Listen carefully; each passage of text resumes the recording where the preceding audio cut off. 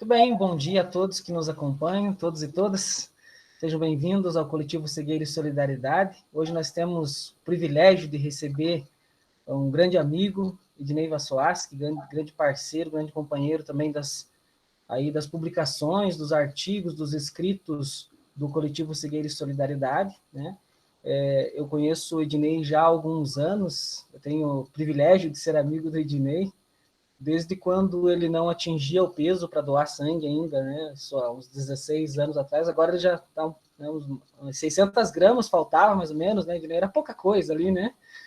Nós viajamos juntos para São Paulo, isso foi em 2004, se eu não estou enganado, onde a gente foi fazer um trabalho aí de doação de sangue, né? Que era um trabalho voluntário, é um trabalho voluntário realizado aqui pela Dosarec em Canoinhas, um trabalho muito bacana, e eu estava fazendo um trabalho musical naquele momento, e o Ednei estava dando os primeiros passos no jornalismo, né?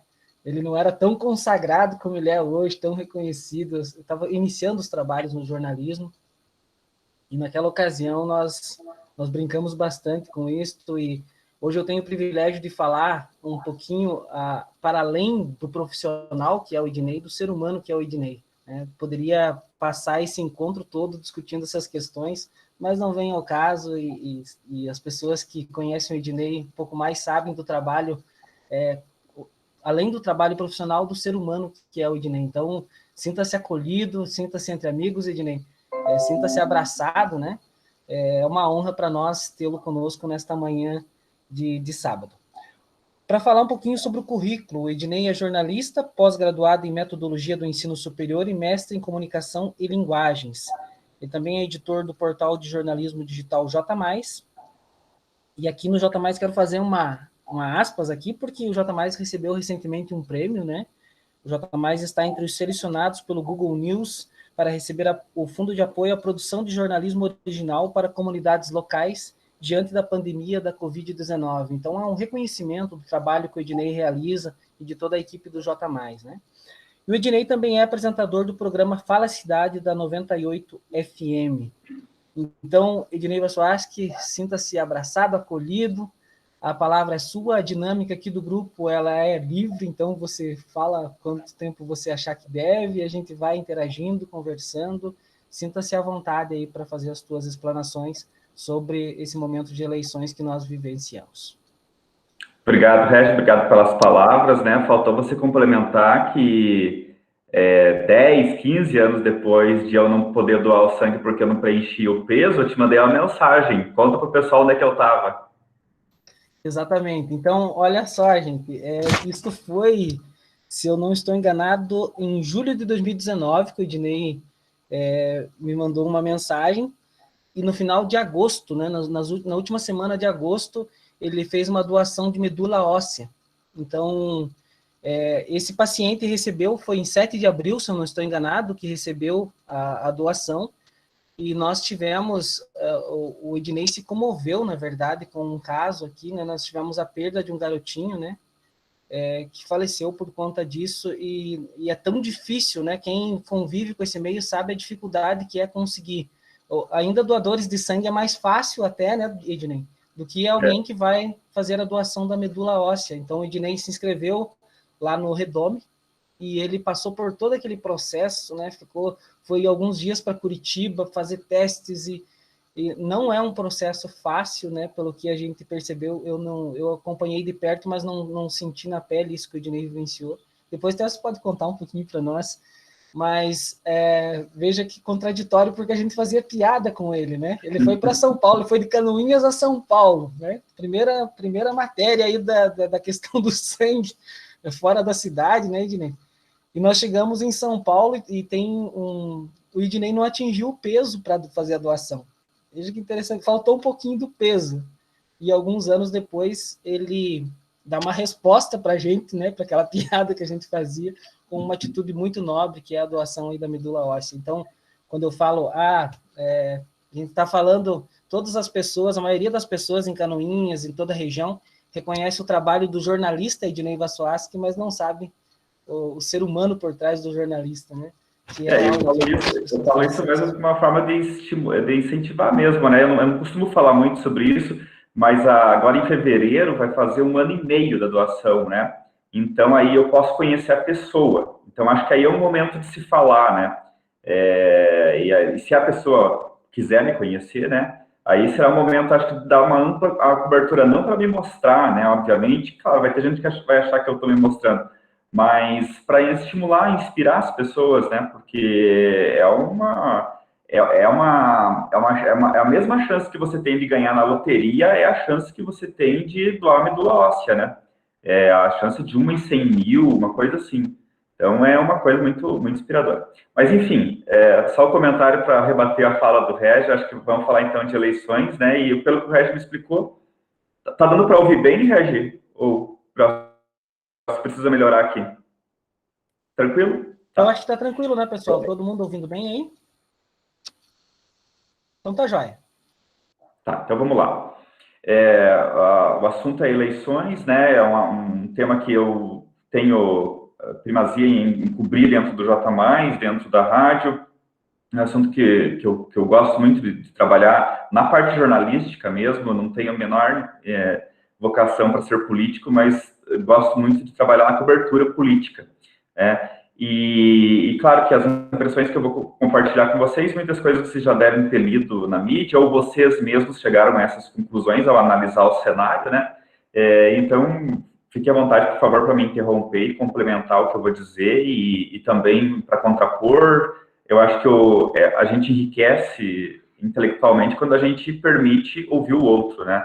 E é muito mais quando a gente se permite ouvir o outro do que ficar falando, né? Como se a gente fosse o dono da verdade. É claro que a gente, na posição de jornalista, às vezes acaba ganhando essa pecha sem nem merecer, às vezes, né? Porque as pessoas leem e elas não veem a possibilidade de rebater aquilo com a mesma intensidade ou com a mesma audiência que você tem. E aí elas se sentem obrigadas, né, a engolir uma opinião, engolir um posicionamento do jornalista. Mas hoje a gente tem rede social, hoje a gente tem tantos caminhos, né? Vocês mesmos fazem isso através dos artigos que vocês escrevem e que a gente publica sem impor nenhuma restrição, assim como outros veículos. Mas mesmo assim, muita gente acha que o jornalista está numa posição ainda de privilégio nesse sentido, o que eu acho que mudou muito nos últimos anos por causa de redes sociais, porque as pessoas ganharam um poder de fala muito maior, né, do que tinham antes. Quando os jornais eram absolutos na sua opinião, tinham quase que um monopólio da opinião, né? Mas, enfim, esse é outro assunto. Vamos falar, então, desse cenário das eleições de 2018. A grande pergunta que eu fazia, e que eu acho que boa parte dos analistas políticos faziam pouco antes dessa eleição, era qual seria o reflexo da eleição presidencial de 2018 nessa eleição. A gente já tinha, por outras experiências, né, de outras eleições, uma questão de que a eleição municipal é muito particular, né? Ela é muito diferenciada da eleição presidencial. Por quê? Porque estão em discussões coisas práticas, como, por exemplo, o buraco na frente da casa, o horário do centro de educação infantil, o posto de saúde que não tem médico, que tem pouco médico, a questão do asfalto, né, principalmente, porque as pessoas querem asfalto, se não tiver asfalto, pelo menos uma rua transitável, né? Então, são questões muito práticas, que não se responde falando de aborto, que não se responde falando de ideologia de gênero, que não se responde falando de coisas muito abstratas, né? Que é o que a campanha eleitoral de 2018 pautou. A população votou num candidato que não tinha uma plataforma de governo clara, era uma plataforma de governo de desconstrução de tudo que está aí, né? Mas tudo no campo da ideologia, nunca no campo da prática. Né? Quando se falava no liberalismo econômico, né, se colocava aquilo como a coisa mais bonita do mundo, o liberalismo econômico do Paulo Guedes, tudo aquilo não se apresentava nada de prático mesmo. O que vai fechar? Aí se cogitou, vai fechar Correios, vai privatizar os Correios, vai privatizar não sei mais o que lá, mas nada era claro, né? E aí, quando o governo assume também, o que se vê é que você não tem realmente não se tinha um plano claro, e ainda não se tem esse plano claro. Aí a pandemia também complicou mais a vida do governo federal, né?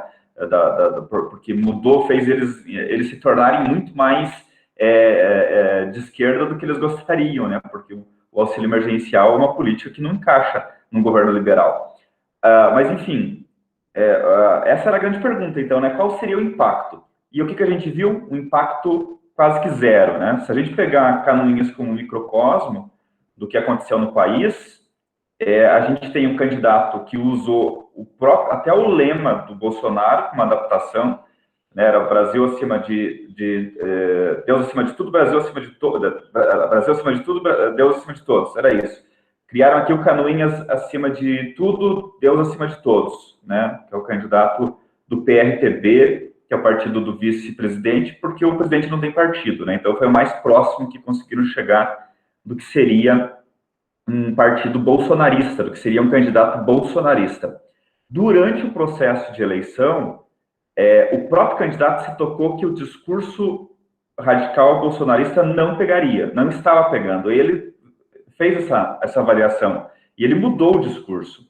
Quando a gente teve o debate que o J. promoveu com os 3 candidatos, a gente esperava, a minha expectativa era de haver ali um ataque para todos os lados por parte desse candidato, ou seja, eu imaginava que ele ia bater valendo no prefeito, ia bater valendo na outra candidata para tentar se sobressair. E o que a gente viu foi bem o contrário, né? Ele se mostrou condescendente, ele se mostrou muito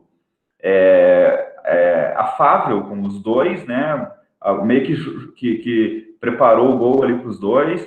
Então, mudou totalmente o discurso, né? Vendo que aquele discurso não estava pegando. E é muito curioso, né? Porque o Bolsonaro fez 71% dos votos em Canoinhas. E ele fez, eu não sei o percentual, mas foi uma votação bem pequena, acho que 3 mil votos, né? Acho que eu não sei se o Regis sabe dizer, mas agora me fugiu da memória. Mas foi uma votação inexpressiva, uma votação de vereador, né? Aqui em Canoinhas, um vereador mais votado, mas de vereador. E no Planalto Norte, até essa semana eu fiz esse levantamento, as 10 cidades do Planalto Norte, pegando Porto União até Mafra e Itaiópolis, a gente tem uma predominância do PSD, partido criado pelo Kassab, que até é antológica aquela frase, né, que eles não eram nem centro, nem direita, nem esquerda, né? Então não se tinha um norte do partido, mas hoje a gente percebe que o PSD é muito mais centro, né? E o PSDB. Então, se não me engano, são 5 prefeituras do PSD, 3 do PSDB. Algo em torno disso. Mas são os partidos que mais formaram prefeituras. E não tem um partido ligado diretamente ao Bolsonaro que tenha feito um prefeito na região, né? Não tem um. Então, aquele impacto brutal do bolsonarismo na eleição presidencial se tornou quase que inexpressiva nessa eleição, né? O PSL, que é o partido que era do Bolsonaro e que acabou virando o partido meio que sem identidade, né? Porque o Bolsonaro saiu e eles foram correr atrás do prejuízo. Fez um prefeito em Bela Vista do Toldo. Porém, o Adelmo Alberti, a vida toda foi PSDB. E foi eleito 3 vezes como prefeito pelo PSDB. E mudou de partido agora por uma questão pragmática. Ele viu que o Carlos Moisés, que é PSL, era um governador que estava lá dando sopa, porque o Adelmo Alberti é um político bastante astuto. Então, viu lá, estava um governador dando sopa com pouquíssimos prefeitos do partido dele, e vocês sabem o quanto que é essa relação próxima entre isso, 12%, né, dos votos, né, passando aqui, do Ivan Kraus. E aí o Adelmo se aproximou do Carlos Moisés e, para que ele pudesse usufruir dos benefícios de ser um aliado do governo, se filiou no PSL. Muito possivelmente, daqui a 4 anos, é capaz que volte para o PSDB. Então, é uma questão puramente pragmática, puramente uma visão puramente pragmática do Adelmo Alberti. Não dá para dizer que é o candidato do Bolsonaro. Ele não usou o nome do Bolsonaro para pedir votos, ele usou o nome dele, porque a cidade toda conhece ele, a cidade toda... Ele era um candidato à reeleição, né? E foi uma eleição plebiscitária, né? Quer dizer, ele tinha que... Era ele o segundo ali, que era o vice, né? Que foi o segundo lugar, que era o vice-prefeito dele. Então, não dá para fazer ligação, dizer, o Bolsonaro fez um prefeito em Canoinhas. Em Bela Vista não fez. Foi uma questão só de estar num partido que nem já não mais é do Bolsonaro, né? Então, eu vejo assim que, analisando a nossa região, né, que é onde eu consigo ter uma visão mais ampla da coisa, mais próxima da coisa, eu vejo que o eleitor foi extremamente pragmático também, foi extremamente previsível, né? A gente não teve nenhuma surpresa em nenhum dos municípios. Major Vieira, a gente tinha uma expectativa, porque o grande eleitor estava preso, né, que era o prefeito Orildo Severnini, então a gente imaginava, poxa, mas o que vai dar, né? 3 candidatos, os 3 sem tocar no nome do Orildo, quer dizer, nenhum usou a condenação aos atos do Orildo como bandeira, os 3 tinham uma certa reserva com relação ao prefeito preso, né? E acabou sendo eleito Adilson, que foi vice do Orildo. Romperam, né, depois, mas ele foi vice do Orildo. Mas ficou bem próximo ali a votação, mas 2 deles tinham ligação com o prefeito preso, e a terceira não falava muito, porque sabia-se que também ela tinha algumas relações comerciais antes do pleito e tal. Acho que ela teve algumas questões ali licitatórias, então os 3 ficaram meio que em cima do muro com relação a isso, né? E acabou ganhando o Adilson lá. Agora, os demais, onde tinha muito prefeito candidato à reeleição, foram todos reeleitos, né? Reelegeu Monte Castelo, reelegeu Papanduva, reelegeu Canoinhas, reelegeu Três Barras e reelegeu Bela Vista do Toldo. Então, foi uma altíssima taxa. Todo mundo que buscou a reeleição praticamente foi eleito, né? Foi reeleito. Que Mafra não buscou a reeleição, a Itaiópolis também não buscou a reeleição, e Irinópolis, o prefeito não podia mais ser candidato à reeleição, mas indicou um cara que está há 3 anos na cidade. O prefeito eleito de Irinópolis mora há 3 anos na cidade, mas foi eleito porque o prefeito encampou a campanha dele, fez campanha para ele. Então, vê o poder do pragmatismo mesmo, né? O quanto que a população privilegiou a continuidade aqui na nossa região, né? E aí, você pode, né, me perguntar, mas o que você acha que se deve isso? Eu acho que se deve, talvez eu estou sendo otimista demais em relação a isso, mas talvez seja um fracasso dessa nova política, né? Essa nova política que ninguém entende o que é, porque a nova política é desconstruir a política. Ok, ótimo, vamos lá desconstruir a política. Mas eles não oferecem nada em troca, né?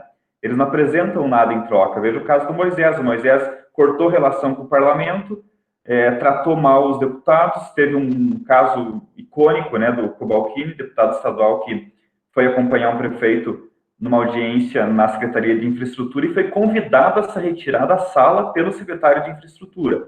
Né, o tamanho do problema que se cria quando um secretário trata mal um deputado, né? E foi isso que aconteceu, foi assim, meio que a gota d'água para a relação entre o Moisés e o parlamento. E aí não se apresentava nada. Os próprios deputados eleitos na onda da nova política, eles são um entrave dentro da Assembleia Legislativa, porque eles não conseguem enxergar além das suas próprias ideologias, né? Não é muito diferente lá em Brasília também. Eles não conseguem, então, eles parecem ter um pensamento único, eles ficam girando em torno daquilo, mas aí quando você fala em coisa prática, uma rodovia que precisa ser feita uma obra na rodovia, a questão de uma escola que precisa ser construída, coisas práticas que mexem de fato com a vida do cidadão, eles entram em pino, eles não conseguem discutir isso, porque na cabeça deles só existem os conceitos de direita e de esquerda, que são deturpados, inclusive, né?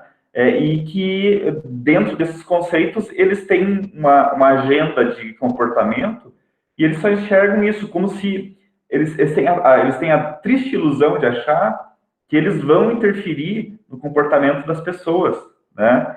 No modo como as pessoas vivem. E isso não é a política que dita, né? A sociedade tem o seu próprio modo de se mover. Não é? A política pode tentar atrapalhar esse processo, mas ela não é decisiva nesse processo. Então, enquanto eles ficam girando em torno disso, a estrada precisa ser consertada, a SC 477, que está uma porcaria aqui entre Canoinhas e Major Vieira, precisa ser fechados buracos, né?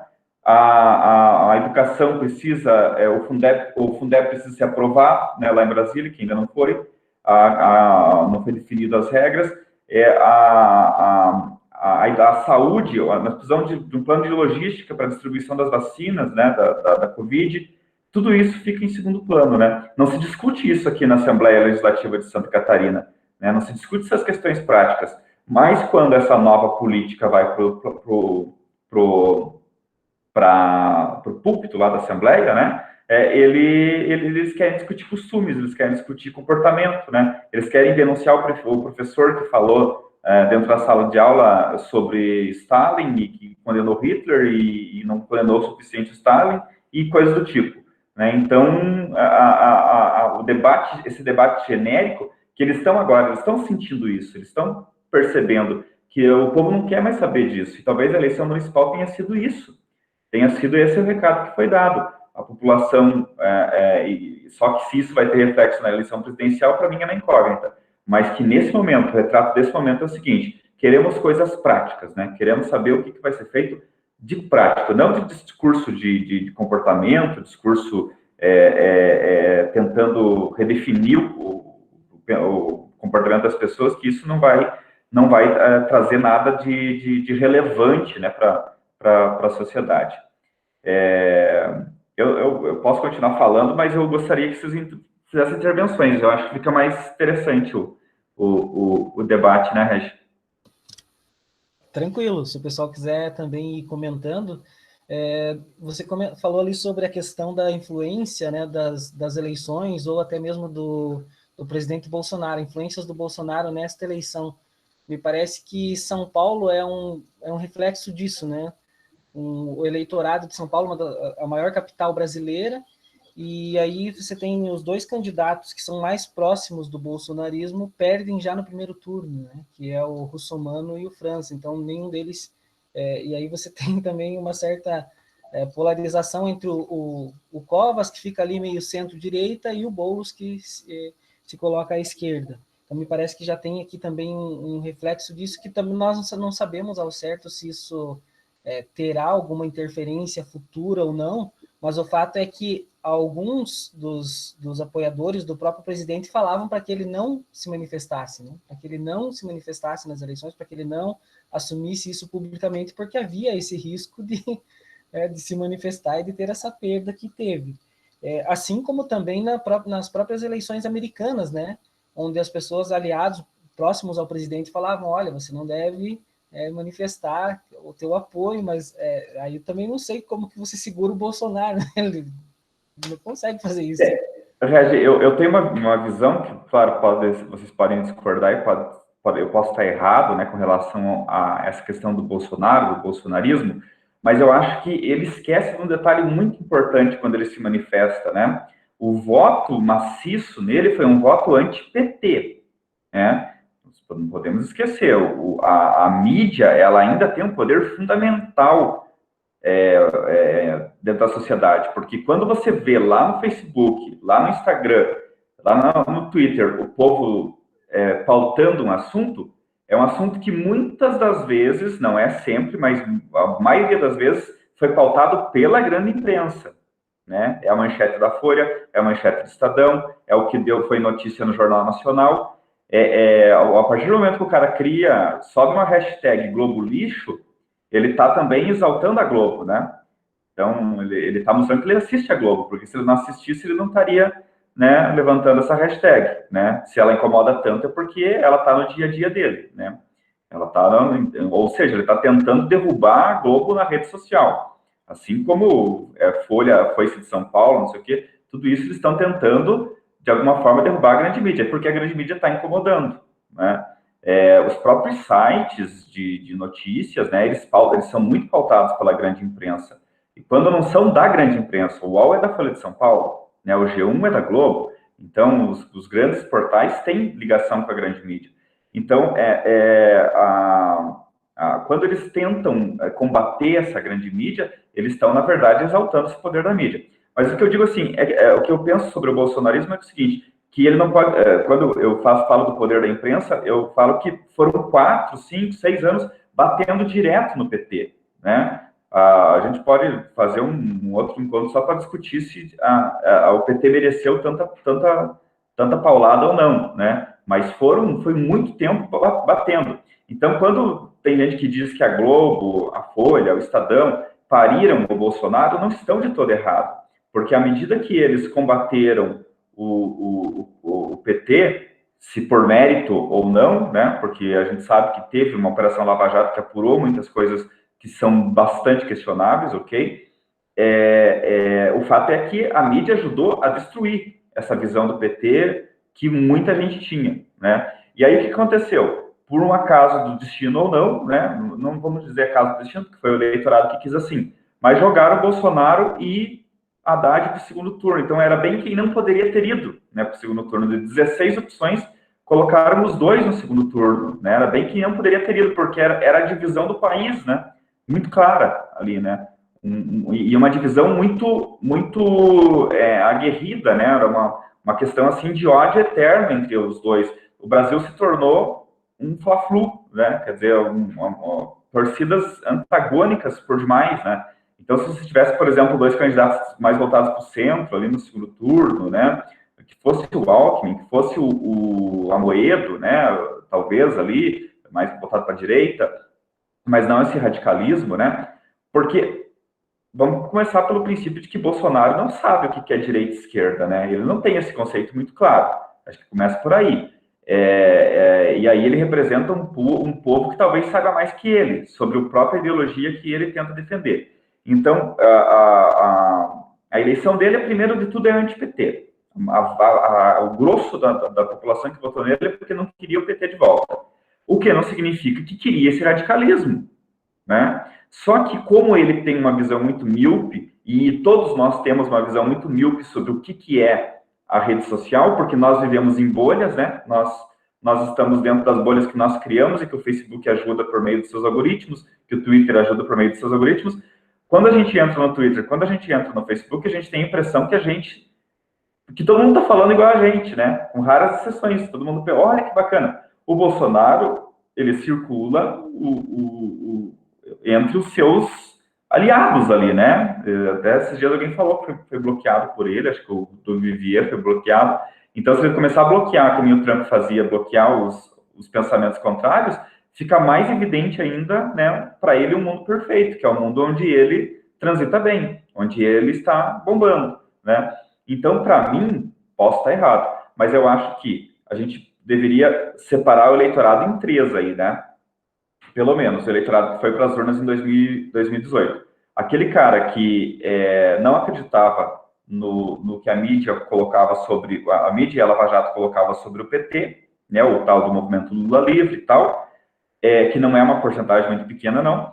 É uma porcentagem que eu acho que a maioria anti-PT, pegou raiva do PT, pegou raiva do Lula, colocou na cabeça que PT é sinônimo de corrupção, né, que Lula é sinônimo de corrupção, e uma minoria muito barulhenta, muito aguerrida, que é de fato de extrema direita e que a cobra do Bolsonaro essa militância, né? E esse povo, que é a vasta maioria que está ali transitando na moderação, esse não fica batendo boca na rede social, esse não fica instando o Bolsonaro lá na rede social, esse está preocupado com o seu dia a dia, está indo à luta, está batalhando aí, querendo fazer isso por si só, né? Não dependendo do governo, não dependendo dessa discussão, e é esse cara que vai decidir a eleição, a próxima eleição.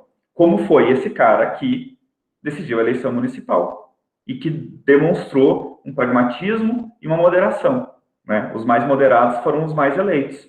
Então, desconsiderando essa questão do prático, né, do que o município representa, e falando mais no campo das ideias, do pensamento dos candidatos, eu acho que foi por aí que o eleitor se comportou. E pode sim refletir lá em 2022, na eleição presidencial, como pode haver uma mudança de rumo aí, né? Se a gente pensar que essa direita,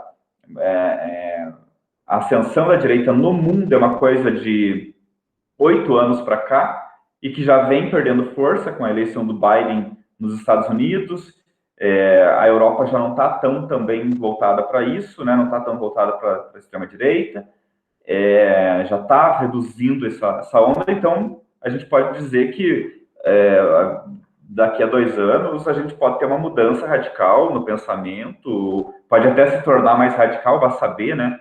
a pandemia está aí como uma coisa também que a gente não sabe que fim vai dar isso, né? Porque se seguir o roteiro, ano que vem a gente tem a vacina, todo mundo se vacina e ok. Hoje a Folha de São Paulo traz na capa, né? Que ontem o governo anunciou que não vai ter vacina para todo mundo, que não vai vacinar todo mundo. Como é que vai ficar isso, né?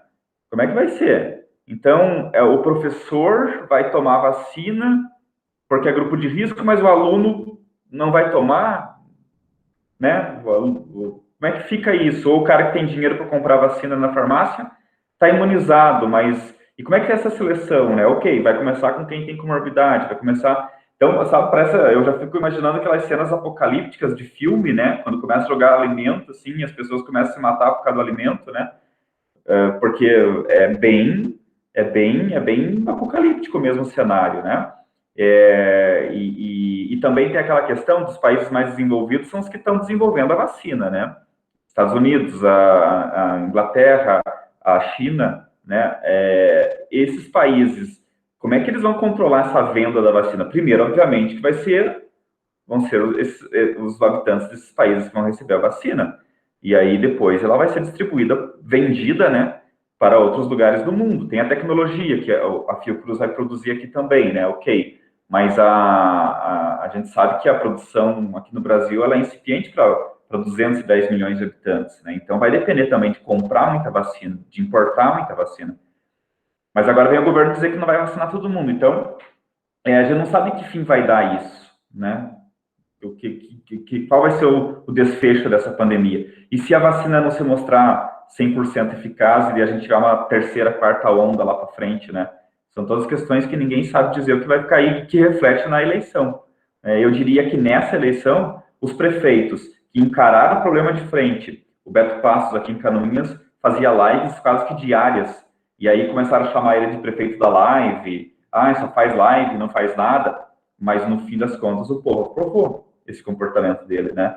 A urna provou que a maioria das pessoas viu nisso uma coisa positiva, porque se fosse negativa, eu acho que poderia definir um voto contrário a ele.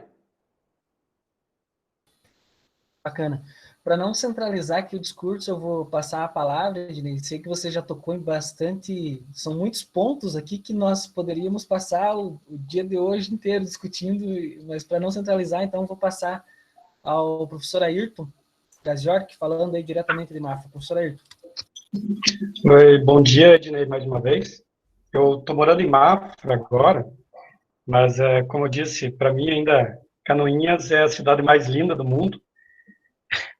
E como Ariano Suassuna fala, assim, existem dois tipos de pessoas que concordam comigo e os equivocados. Então, não adianta vocês dizerem que não é. Mas, assim, eu acompanhei o debate, né, no domingo à noite dos prefeitos, pelo J+, e a minha visão, né, me desculpem se eu estiver sendo um pouco áspero, mas a minha visão, sim, dos três candidatos. A Norma, né, ela tinha bastante informação, mas eu achei ela um pouco articulada na colocação das palavras. Tinha perguntas ali que ela poderia ter saído muito bem, né, muito bem mesmo, e eu acho que faltou um pouco de jogo de cintura ali para ela.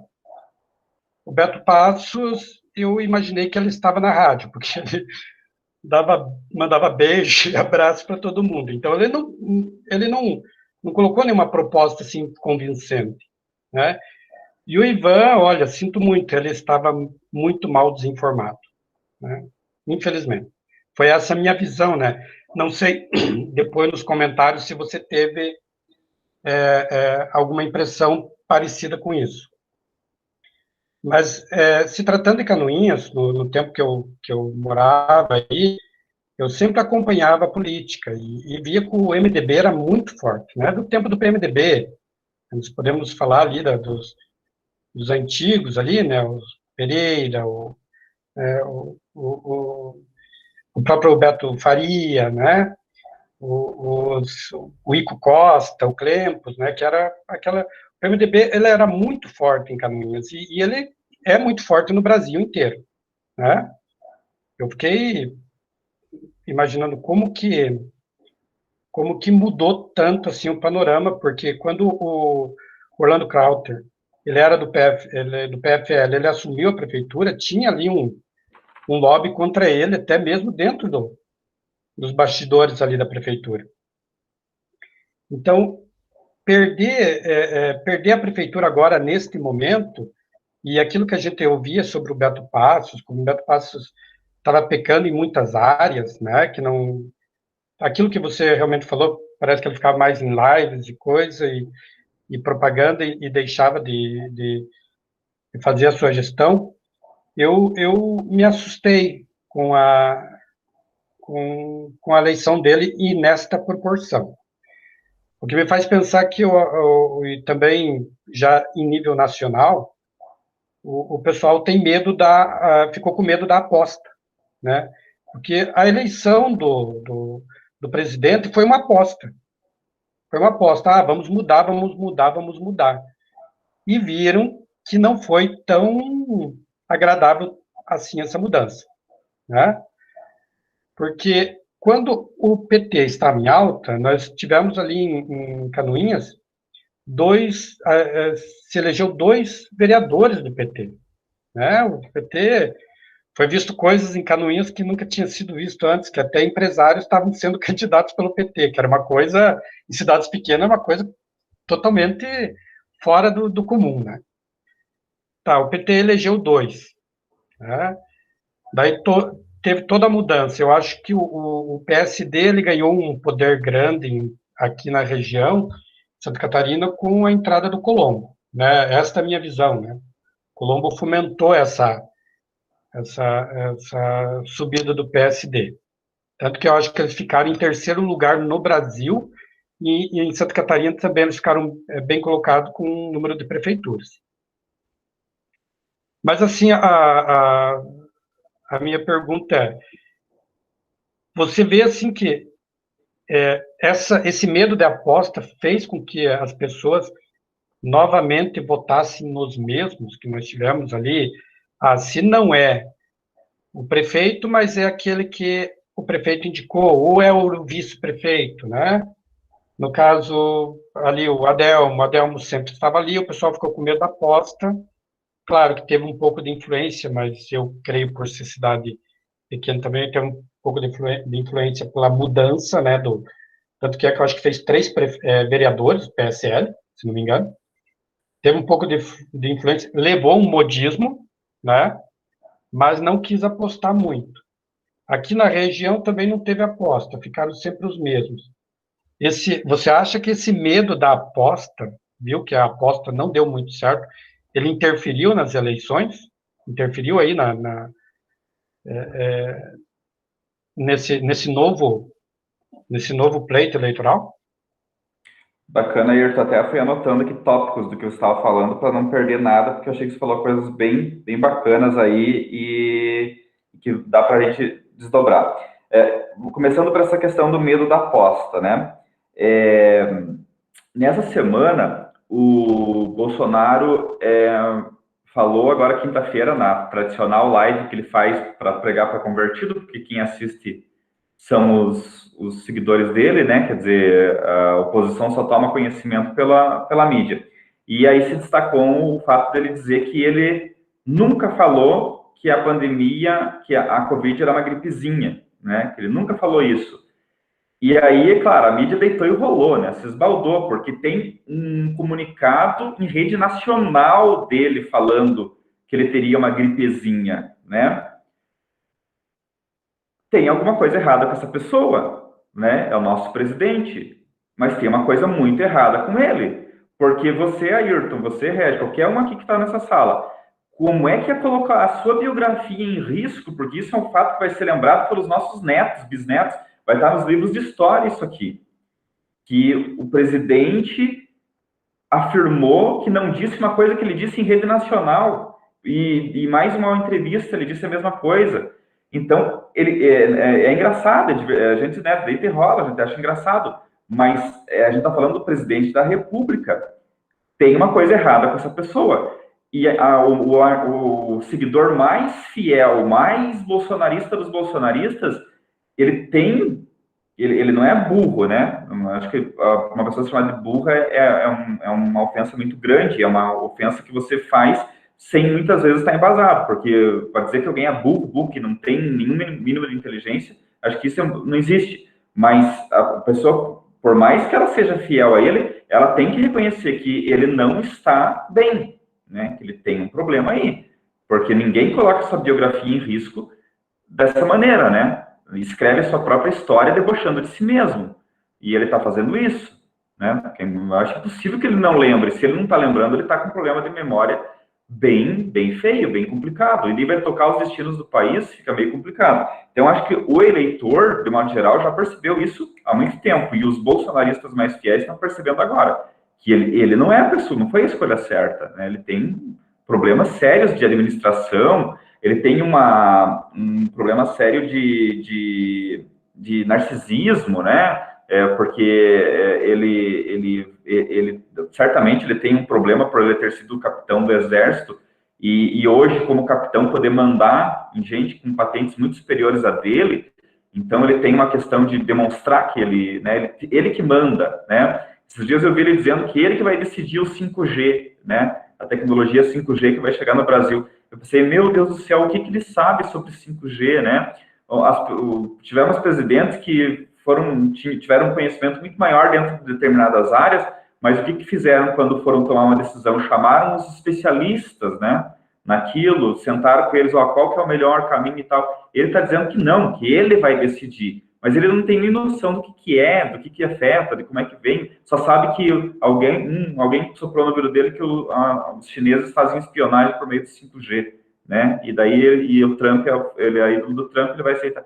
Então, umas coisas sem nada a ver. Eu acho que esse medo da aposta que você fala, eu acho que tem a ver sim, que as pessoas viram que elegeram alguém para não deixar o PT voltar ao poder e criaram um monstro, né? Criaram uma coisa que não tem rumo, que não tem caminho certo, né? Então, acho que é por aí. A questão do MDB, tá certo, você falou, né, sobre o crescimento dele no país, quer dizer, ele diminuiu o número de prefeituras, mas ele ainda é o mais votado, né? Ele tem o maior número de prefeituras, mas ele diminuiu. E aqui é evidente o fracasso do partido, né? No que o MDB errou aqui, né, Ayrton, aqui em Canoinhas, que eu vejo, né? Não soube formar lideranças a contento, que é uma dificuldade que todo partido tem, né? Eu vi o Beto Passos, ele estava dando uma entrevista para a gente na 98 e chegou lá o William Godoy. E ali eu já senti o herdeiro político dele, sabe? Então, já vi ali que o Beto Passos está querendo formar um herdeiro, que seria o William Godoy. E ele pode cair no erro do MDB, que viu no Paulinho Basílio o herdeiro perfeito, né? Quer dizer, uma aposta. Você tem que apostar em 2, 3, 4 nomes para ver se lá na frente quem tem condição realmente de herdar o teu potencial político, né? Porque a política é muito dinâmica e lá pode ter outra visão de quem seria o ideal como herdeiro. E o que o MDB fez? Apostou no Paulinho Basílio. Eles têm ali nomes que no passado poderiam ganhar uma eleição, como o Wilson Pereira, o próprio Beto Faria, o Leoberto Weinert, né? Vamos dizer assim, os caciques do partido, mas que, por avaliação deles mesmos, não teriam força nessa eleição. E eles provavelmente refletiram essa ideia da nova política, do Bolsonaro, do Carlos Moisés, e apostaram no que seria o novo, né? Que é o Paulinho Basílio. Só que aí viram também que Paulinho Basílio não tinha força, né? Colocaram o nome na praça e viram que o povo era reticente em votar nele. Mas a Norma, ela começou muito bem, ela tinha um capital político muito bom, porque ela vinha de uma família tradicional, o marido era uma pessoa muito benquista, ela poderia ter explorado a imagem dele, inclusive na campanha, ela poderia ter feito como o Beto Passos, explorado a origem humilde na campanha, mas aí casou, vamos dizer assim, sei lá, né, como falam, né, vamos dizer assim, um casamento que não tinha liga, né, MDB e PSDB. O MDB, ele trabalha as campanhas dele muito mais aguerrido, no sentido do ataque, do confronto, se veem que estão perdendo, vão lá e lançam de tudo. Isso historicamente, eles fazem isso. E a Norma não queria entrar nessa jogada, né? Não queria entrar nessa pendenga. Aí criaram um Frankenstein ali, né? Criaram uma figura que iria bater no Beto Passos e a Norma ficaria de lado, ficaria blindada. Aí colocaram o locutor fazer vozinha, aí colocaram o Paulinho Basílio bater no Beto Passos, mas o Beto Passos, que é um comunicador que tem um talento na área da comunicação, né, soube fazer de todas as tentativas de ataque deles virar o jogo a seu favor. Foi quando ela disse que a casa dele havia uma suspeita porque a casa dele custava R$1 milhão e ela não condizia com a renda dele. Aí ele pegou toda a história dele de vendedor de coxinha, de radialista, e disse assim, então a senhora está dizendo que um radialista, vendedor de coxinha, não pode ter uma casa de R$1 milhão? Né? Então ele reverteu todo o processo a seu favor e ela ficou patinando lá, tentando se explicar, dizendo que ela não era preconceituosa, que ela não estava tendo preconceito de classe, que ela não estava... e ela perdeu muito mais tempo se defendendo do que atacando, enquanto que ele soube ir com todas as garras, né, para cima dela nessa questão. Então, houve ali um problema sério de compatibilidade entre o MDB e a Norma, né? Isso acho que parece muito claramente hoje. Houve ali equívocos primários na campanha, a equipe de comunicação dela foi equivocada em vários momentos ali, e enquanto isso o Beto Passos já começou numa mesma linha, né, e seguiu essa linha de mostrar, e depois também vamos falar a verdade, cada candidato à reeleição ele tem um plus, né, ele tem a máquina na mão, ele tem uma história para contar de realizações, por mais que isso não sejam, né, grandes realizações. E a Norma era uma vereadora, né? E vereador sabe, não consegue fazer muita coisa além de dar pitaco. Então, a situação já era ruim para ela e ficou pior por causa de uma campanha equivocada. Eu via, aí você falou do debate também, né? O debate, ela estava nervosa, ela não quis bater para não levar, né? É diferente, ela tinha as informações na mão, ela não quis bater porque ela ficou com medo do que vinha de resposta. O Beto Passos farejou esse medo dela e deitou e rolou, né? E o Ivan Kraus, que poderia virar o jogo, porque no 2 contra 1 a vantagem seria dele e da Norma, né? Se fugiu da raia, né? Não quis. Ele saiu daqui, quando ele saiu daqui, a gente ouviu ele falando para o assessor dele, perdi minha fama de mal. Então era isso que ele veio fazer aqui, né? Ele queria desfazer uma suposta fama de mal. Mas foi uma estratégia equivocada, né? Porque ele não somou, acho que ele não somou, ficou apagado e ainda serviu de escada para o Beto Passos em vários momentos, né? E a Norma não soube aproveitar nenhuma oportunidade que se abriu para ela, né? Na campanha, para vocês terem uma ideia, tem uma coisa icônica ali que ela fez, que jogaram um depoimento de um cara extremamente contundente, né? Dizendo que a mãe dele tinha um exame marcado, o município marcou um exame para a mãe dele e ela morreu antes de sair o exame. E aí ligaram para ele informando que o exame estava liberado e a mãe já estava morta. Então era um depoimento que você poderia explorar de vários ângulos, né? Aí terminou o depoimento do cara, a Norma entrava falando assim, isso não pode acontecer. Como prioridade do meu governo, eu vou reabrir a clínica da mulher e da criança. Né? O que uma coisa tinha a ver com a outra, né? E ao invés dela explorar toda aquela situação do rapaz para bater no Beto Passos, ela prometeu a reabrir a clínica da mulher e da criança, que não tem nada a ver com o fato da mãe do menino morrer esperando um exame. Não se faz exame na clínica da mulher e da criança, é uma clínica para atender exclusivamente grávidas, né? E seus bebês. Então tem nada a ver. É uma coisa de roteiro, uma coisa primária de roteiro, de comunicação ali que foi crucial para a derrota dela. Então, ela aquela candidata que começou bem e foi diminuindo por seus próprios méritos ou deméritos, né? Acabou sendo diminuído. A gente via aqui também, até no dia do debate, ela toda reticente, totalmente nervosa lá no ar, ela saía aqui, conversava com as pessoas, cumprimentava, perguntava da mãe, do pai, não sei o quê. Então, tipo, no contato direto ela ia bem, mas quando chegava no confronto ela não conseguia ir adiante. E política, o confronto faz parte, né? Então não tem como. Só para encerrar ainda, dentro de tudo que você falou do PSD, né? O crescimento do PSD se deve ao Colombo, concordo, né? o Colombo teve um papel fundamental aí, realmente, para fazer com que o PSD criasse tentáculos, né, em todo o estado aí. E aqui tem um eixo, né, o PSD, Três Barras, por exemplo, aqui com Canoinhas e Mafra, né, que agora já não é mais, vai ser mais PSD, mas eles tinham assim um diálogo bem importante aí entre os prefeitos, que de certa forma é bom, né, porque eles conseguem articular políticas e tal para tentar desenvolver o Planalto Norte e tem mais força lá junto ao governo do estado, né. E agora a gente vai ver também um novo Moisés, né, porque agora voltou, talvez ele se abra mais para os outros ciclos e converse mais com os prefeitos. Bacana, Ednei. Eu deixo a palavra aberta. Só um comentário, em Ascurra também me parece que foi o PSD, né, que venceu. E com relação à tua última fala, ontem já o Moisés já apresenta isso, né, na sua entrevista ele já diz que vai dialogar mais e tal, né, me parece que já se apresenta um pouco disso no Moisés. Mas deixa a palavra aberta para os demais membros do Cegueira.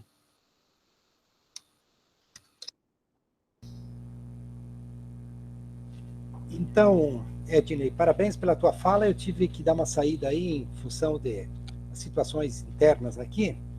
Não acompanhei toda a sua fala. Mas me parece que no Brasil, e isso se reproduz nos municípios também, é um cíclico, é uma onda.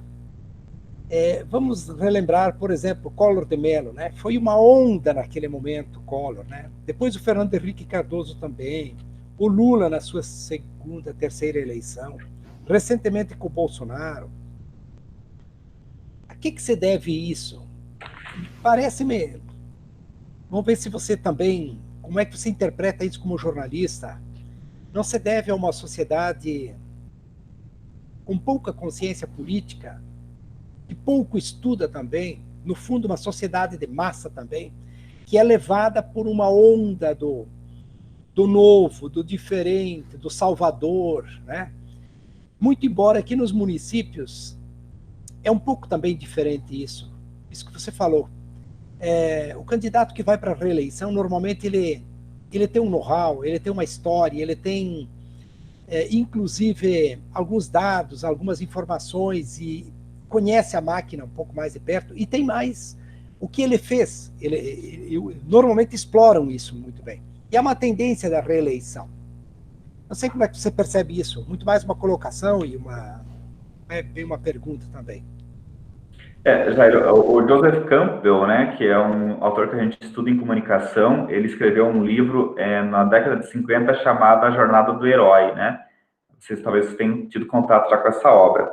E ela reflete um círculo, né, que o cinema utiliza com maestria, né, e que é uma receita para dar certo um filme, que o cara começa recluso, né, uma vida muito pacata, uma vida sofrida e tal, aí ele é apresentado a um desafio, aí ele nega esse desafio, aí acontece um fato que faz com que ele aceite o desafio, ele parte para a jornada, para a aventura, e aí, em determinado momento, ele coloca as suas convicções em dúvida, aí entra o chamado metamorfo, que é o personagem que vai mudar essa visão de mundo que ele tem, e ele ganha coragem para completar a missão, e aí, então, ele tem a sua catarse, que é o momento que ele volta muito melhor e se torna, de fato, o herói, né? A jornada do herói. E essa narrativa, ela dá tão certa que você já deve ter imaginado um monte de filmes que tem isso, né? Senhor dos Anéis, o Hobbit, o Harry Potter, são tantos que a gente passaria o dia só falando nome de filmes que seguem isso. Por quê? Porque é uma receita de sucesso, as pessoas gostam de ir ao cinema ver isso, né? Aqui no Brasil, a gente tem uma versão cover dessa jornada do herói, que é a novela, né? A telenovela, que faz tanto sucesso há tanto tempo, né? E que tem uma narrativa tão batida, tão surrada, que é incrível que ela ainda faça sucesso, né? Essa novela Amor de Mãe, da Globo, que parou por causa da pandemia, eles estavam estudando uma série de mudanças no roteiro, porque ela estava sendo muito munducão, né? Os personagens estavam sofrendo demais, e as pessoas não querem ver isso, teoricamente, elas não gostariam de ver isso, elas gostariam de ver uma história mais suave, mais leve, né? Então, a gente já estava estudando uma série de mudanças no roteiro para retomar a parte da audiência perdida. Aqui, então, essa narrativa ela é muito mais sem vergonha, vamos dizer assim, né? Tipo, não tem muita criatividade, ela é muito... Aí é a mocinha que encontra, que é a pobretona, que encontra o mocinho rico, e aí eles têm um romance, né? Aí a mãe do cara entra na jogada para tentar tirar ela né? Porque não aceita a mistura de classes, e aí se desenrola tudo aquilo para no final acabar em casamento e gravidez, né? Entre o mocinho e a mocinha. Invariavelmente é essa a história, né? Daí no meio alguém inventa que eles são irmãos, né? Para aumentar o sofrimento, e lá no final você descobre que foi forjado o teste de DNA e coisas do gênero. Estou contando isso? Estou falando isso porque o brasileiro ele está acostumado a uma narrativa que a televisão traz e que inconscientemente ele transfere para a esfera política. Então, ao invés de discutir a complexidade, que talvez essa novela das 8, Amor de Mãe, tentou pôr numa dose muito homeopática para o público, da pura realidade brasileira, né, das questões sociais, é mais fácil você maquiar uma narrativa. E o político que absorve essa narrativa e tenta puxar para si essa imagem, né, essa personalidade que ele vê na televisão, ele consegue atrair um bom número de votantes. Claro, eu estou comparando a novela à realidade política brasileira. Se a gente pensar que em toda eleição o brasileiro busca um herói e não um presidente, não um governador, não um prefeito, a gente está, sim, adaptando a linguagem da telenovela para a realidade. E isso é extremamente desastroso, porque não existe na vida real um herói que vai resolver o problema como resolve na telenovela. E aí tem algo muito mais relevante da telenovela que a gente adapta para a realidade, que é o conceito de bem e de mal, né? Nós tínhamos aqui na eleição passada Beto Passos contra a Beto Faria. E chegou no momento em que pegou a pecha do Beto do bem e do Beto do mal. O MDB soltou isso, né, que o Beto deles era o Beto do bem e o Beto concorrente deles era o Beto do mal. E, surpreendentemente, as pessoas falavam isso, refletiam isso. Não no sentido do absurdo da questão, mas no sentido de, olha, aquele lá é o Beto do bem, olha, aquele lá é o Beto do mal, né? Então, quanto isso internalizou nas pessoas e decidiu o voto, não sabemos, mas que eu acho que teve impacto, teve, né? E então a mesma narrativa vai para a política. E aí se vê, o Carlos Moisés foi eleito aqui em Santa Catarina governador na onda do Bolsonaro, ninguém discute isso. Mas além disso, a narrativa do coitadinho que não tinha estrutura de campanha, que era o pequenininho contra os gigantes da política, contra Gelson Merizio, que representava a política, a velha política, né? A velha política, o Mauro Mariani, né? Também.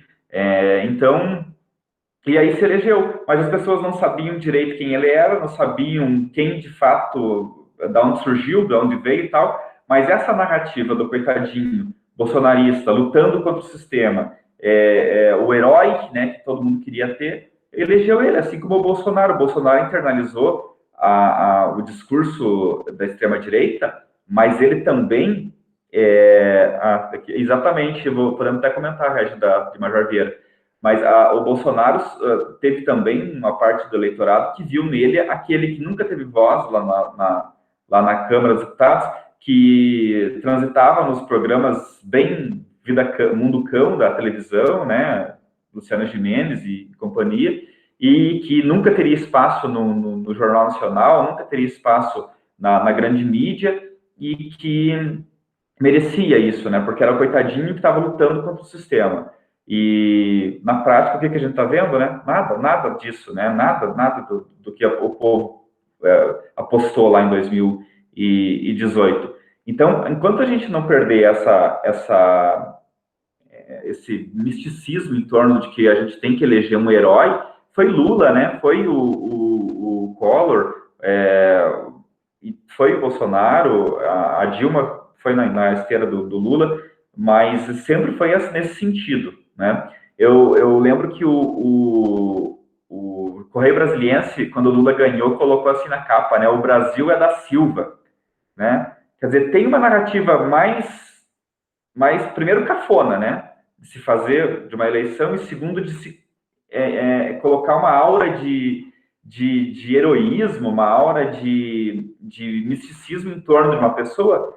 Não tem, né? Então, assim, você é fã de um político, você gosta de um político, você gosta da linha narrativa dele, não dá para confundir com um artista de televisão, com um ator, com um personagem, porque senão a gente corre o risco de eleger um personagem que na prática vai se mostrar outra pessoa, né? E isso vem acontecendo sistematicamente no Brasil. E eu não sei quando que a gente vai acabar com isso, se talvez seja agora, esgote isso em 2022 e a gente eleja, de fato, alguém que tenha propostas, né, práticas, e sem imaginar que o cara vai resolver os problemas do país, porque não vai, porque isso é impossível. Bacana, Ednei, agradeço também ao professor Jairo, ao professor Ayrton. Deixo a palavra aberta para outros, professor Ayrton, para outros colegas que queiram se manifestar também.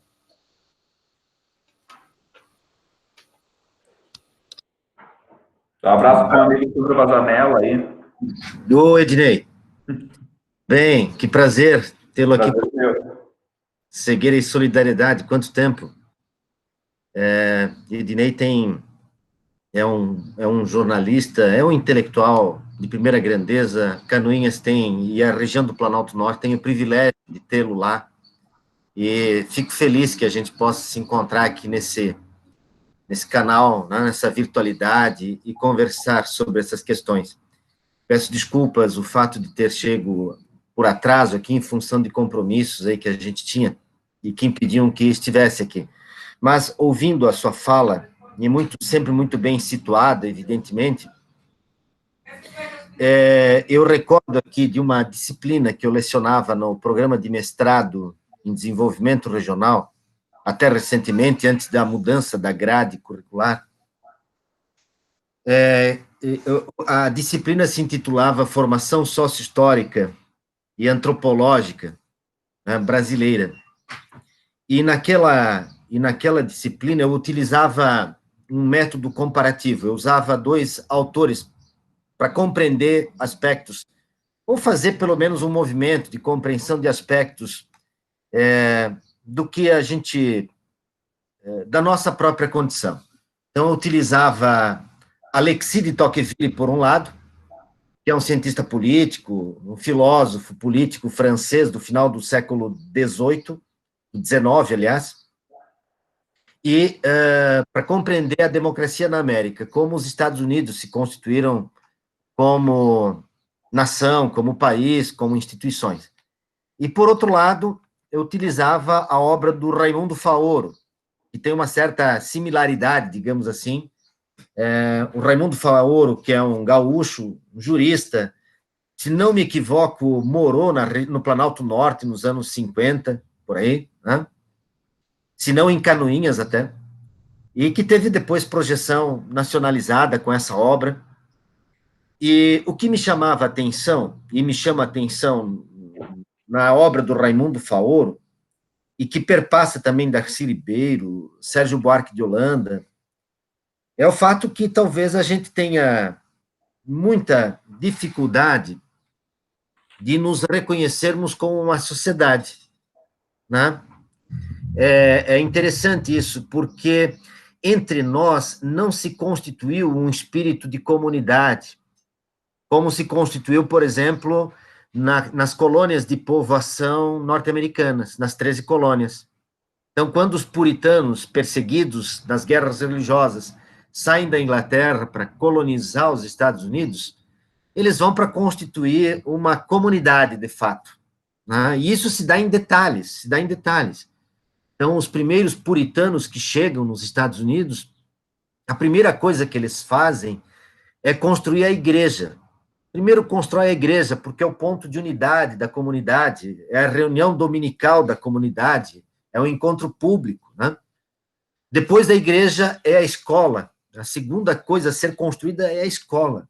E o terceiro são as casas, né, da comunidade. Sempre num sistema de cooperação comunitário, né? Em 2017, eu assisti uma reportagem de um furacão que atingiu a costa leste dos Estados Unidos e passou por uma cidadezinha, devastou a cidadezinha. E aí o repórter está perguntando lá para um cidadão por onde que iria recomeçar a reconstrução lá da comunidade. E o cidadão, em 2017, diz assim, olha, primeiro a gente vai reconstruir a igreja aí, depois a gente vai reconstruir a escola e depois vamos ver aí o que dá para fazer pelos vizinhos. Quando a gente olha para o Brasil, a nossa colônia de exploração, nós não temos esse sentimento, me parece que nos faltou esse sentimento do espaço público, do espaço da comunidade, do espaço da confiança, da relação entre vizinhança, da cooperação, né? Tenho a impressão de que nós não alcançamos isso. Isso me chama a atenção, inclusive, na arquitetura das nossas cidades, né? Como a gente gosta de construir muros. As nossas casas são todas muradas, né? Você gasta dinheiro com pedra, concreto, para construir um muro, para fechar o seu terreno, a minha propriedade, porque o meu vizinho pode invadir ela. Alguém pode querer tomar o que é meu. Quer dizer, isso expressa o fato de que nos falta um sentido de comunidade, um sentido de propriedade, de respeito ao outro e de um esforço coletivo. Por que estou dizendo tudo isso? Porque me parece que isso reflete diretamente na política. Que é isso que, ouvindo aqui a fala do Ednei, né, nesse momento em que entrei, me parece que isso expressa essa condição política na qual a gente se circunscreve, em que a gente precisa encontrar um salvador da pátria. Estamos sempre à procura de alguém que resolva os nossos problemas, porque nós, enquanto participantes de uma determinada comunidade, não temos disposição e não confiamos suficientemente no vizinho, né, no amigo, para que a gente possa achar uma solução que preserve o interesse público. Tá? E, aliás, quando nós nos referimos àquilo que é público, nós nos referimos assim, se eu puder tirar uma vantagem, né, pessoal, individual, daquilo que é público, eu o farei. Porque político é todo ele corrupto, só quer me sacanear, então, em época de eleição, quem sabe eu posso me beneficiar também, e não me interessa se o meu vizinho, se o meu amigo será prejudicado nessa relação. Me parece que as nossas raízes, elas são profundas nesse sentido.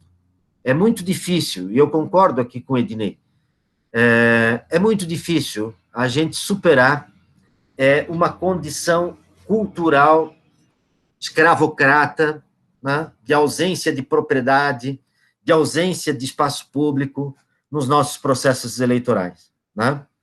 E se nós levarmos em consideração aquela famosa frase do Darcy Ribeiro, né, que a ausência de um projeto de educação não é um mero acaso, mas é um projeto de manutenção, né, de manutenção de uma sociedade que não consegue se constituir como sociedade, que não consegue estabelecer a primazia do interesse público em relação aos interesses privados, né? Aí realmente me parece que a gente tem muita dificuldade nessa direção, e isso se expressa a cada eleição, na luta entre o bem e o mal, na figura do salvador, do político como salvador da pátria, daquele que virá para resolver todos os nossos problemas, e o nosso presidencialismo, ele tem essa característica messiânica, o presidente pode tudo, né? Diferente, por exemplo, do presidencialismo norte-americano, em que o presidente pode muito pouco, ele vai estar preocupado especificamente com as questões de segurança nacional, pode sugerir alguma coisa para os estados, mas não tem essa aura, né, determinante do presidencialismo brasileiro, e talvez até meio latino-americano isso, em que o presidente tem todo o poder do mundo, né? A palavra dele vira lei imediatamente, e essas obtusidades todas, né? Então, me parece que as nossas contradições, elas são contradições de fundo, né?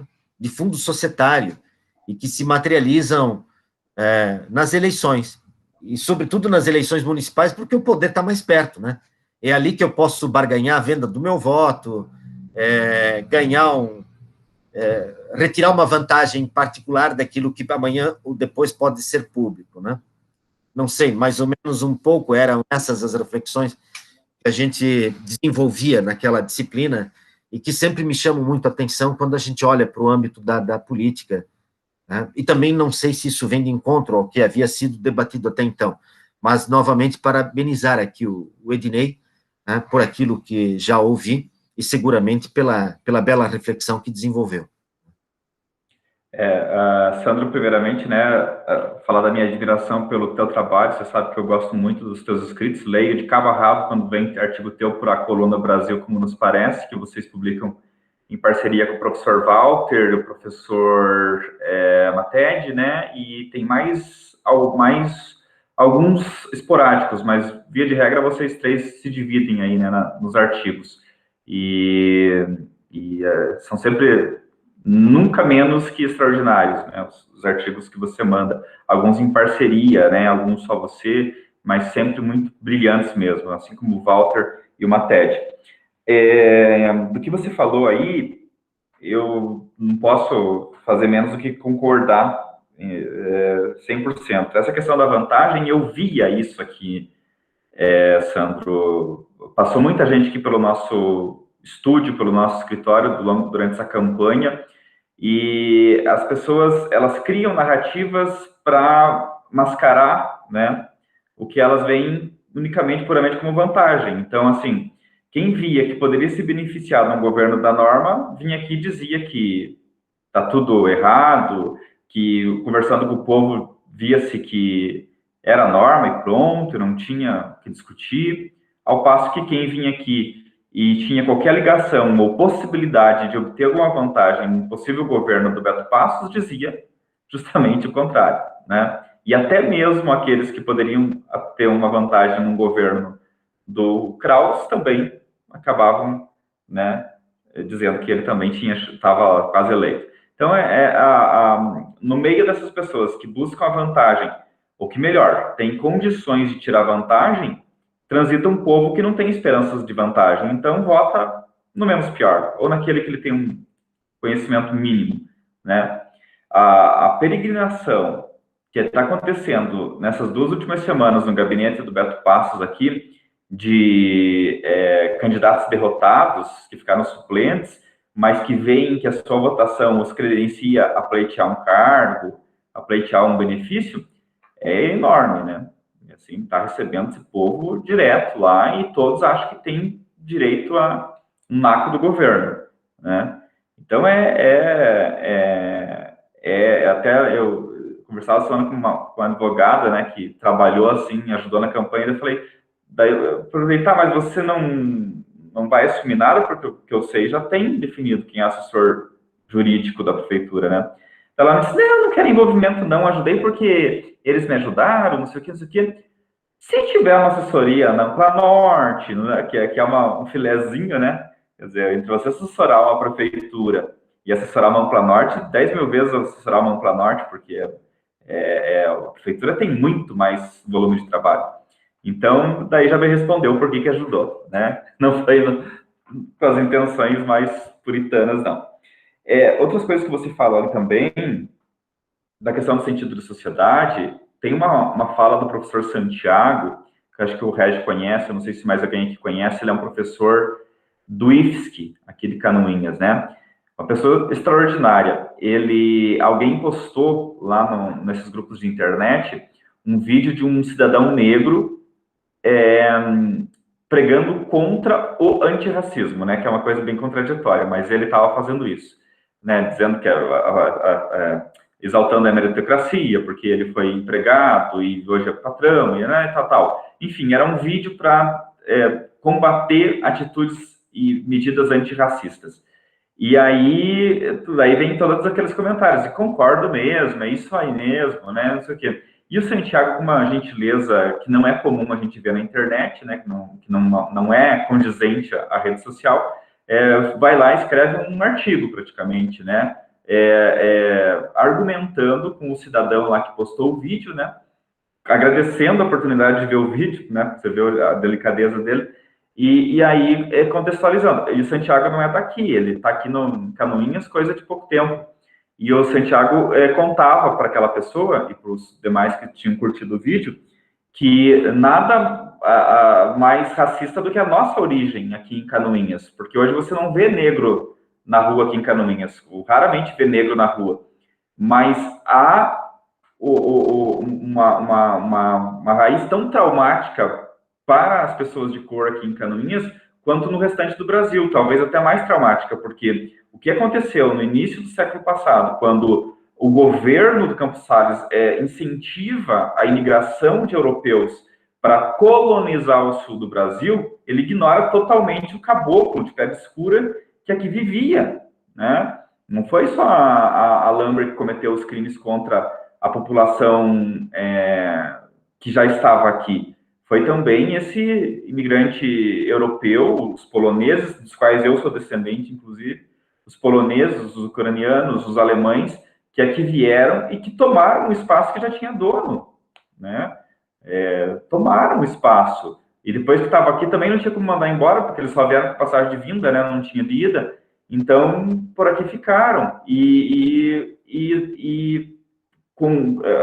Exterminaram a população local, né? A Guerra do Contestado, ela não é só o conflito Lambert, que muitos tentam focar nisso, né? Não é só essa questão. Havia uma questão racial também envolvida ali.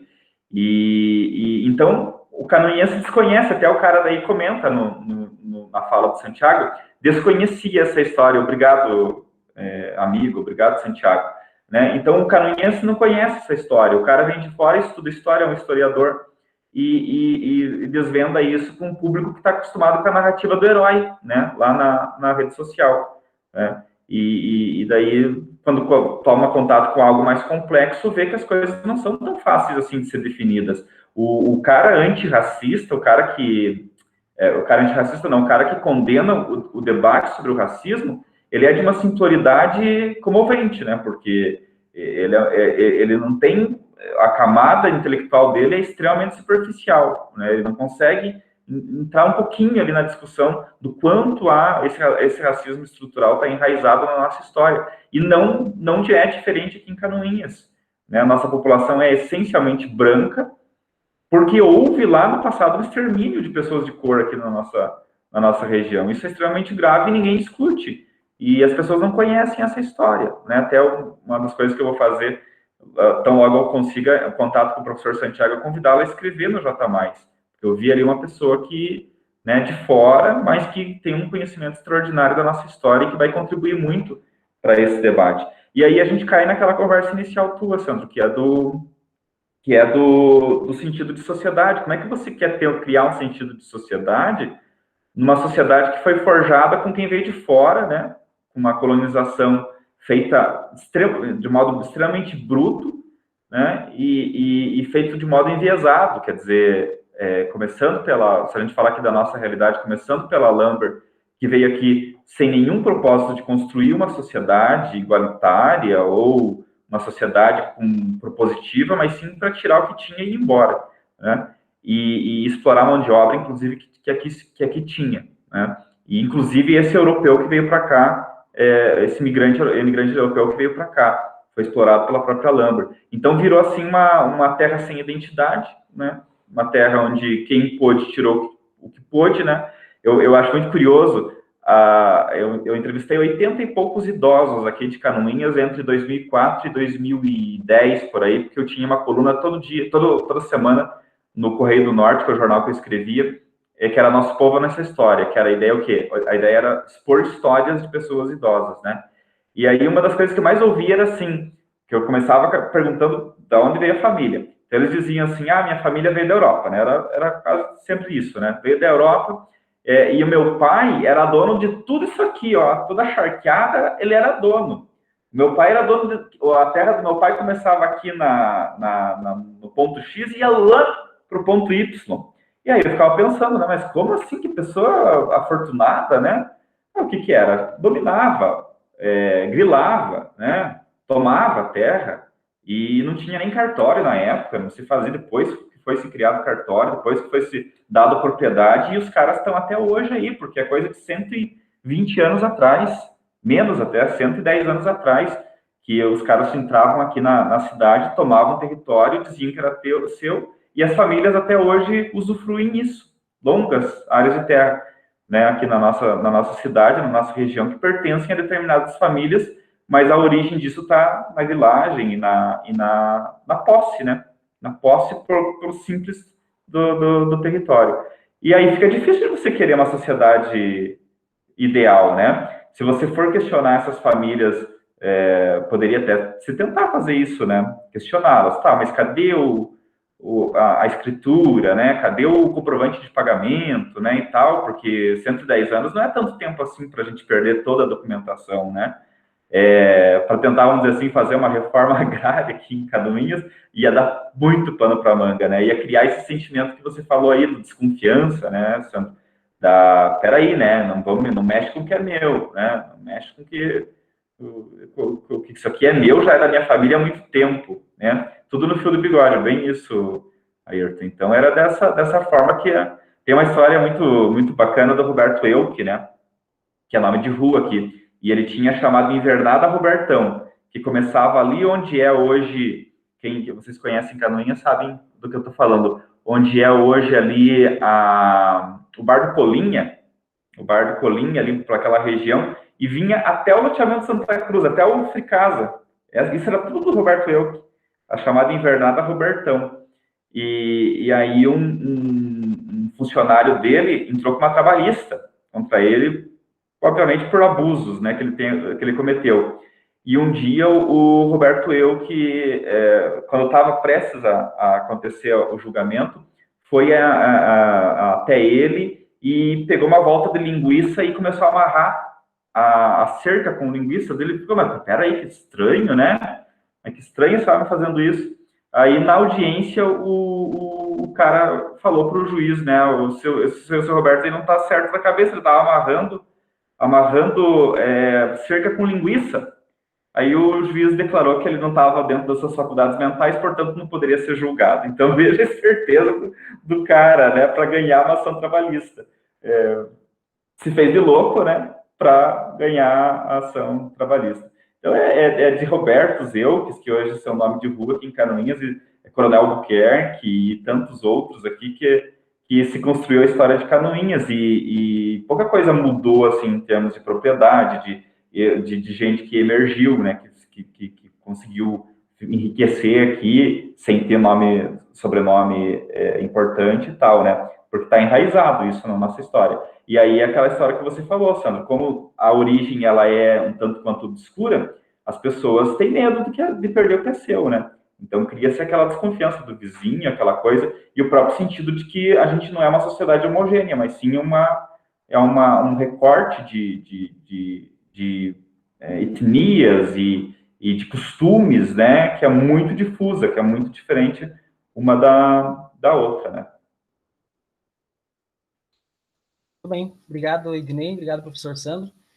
Caso alguém dos colegas queira se manifestar, também sinta-se à vontade. Eu só quero fazer um breve comentário aqui sobre essa questão dos movimentos dos opostos, né? O Heráclito chamava de movimento dos opostos, acho que a gente pode chamar de guerra dos opostos mesmo, essa questão do maniqueísmo, essa questão que o Ednei apresenta aqui como essa analogia que ele faz da política com as telenovelas, né? Com as histórias, com essa espera por um herói. A gente poderia pensar no movimento político também como uma analogia com o futebol, essa questão da torcida, né? Eu torço para este, você torce para aquele, então nós somos inimigos, e isso também se reflete em violência também no futebol, né? A gente via isso no dia a dia, quando ainda era permitido ir até os estádios, e me parece que sempre, ou pelo menos a maioria das pessoas que se apresenta em um determinado lado, elas não reconhecem ou não conhecem, não sabem do que falam, né? Me parece que a gente tem essa dificuldade. Poderia pensar isso olhando para quem se manifesta como de direita ou que se manifesta como de esquerda. Normalmente, as pessoas que fazem essas declarações tendem a um certo radicalismo, porque compreender essas questões são pontos que demandam de tempo, demandam de estudo, demandam de se dedicar a isto. Eu poderia dizer o mesmo das ideologias, né? Me parece que há uma dificuldade, as pessoas falam muito sobre ideologia, mas me parece que há uma dificuldade de saber do que estão falando, né? Quando lá no início você ainda comenta ali sobre as questões dos nossos deputados, a polêmica sobre ideologia de gênero, que é um conceito que eles levantam e que brigam, né? Inclusive está no STF, eles brigando por conta de não se ensinar gênero nas escolas. Nós estamos num dos países do mundo mais violentos contra as mulheres. Santa Catarina não é diferente, né? E aí a gente está dizendo que existe uma coisa que me parece que os próprios deputados que estão lá discutindo não sabem muito bem o que é, em nome desse conservadorismo e dessas crenças naquilo que eles acham que é algo, né?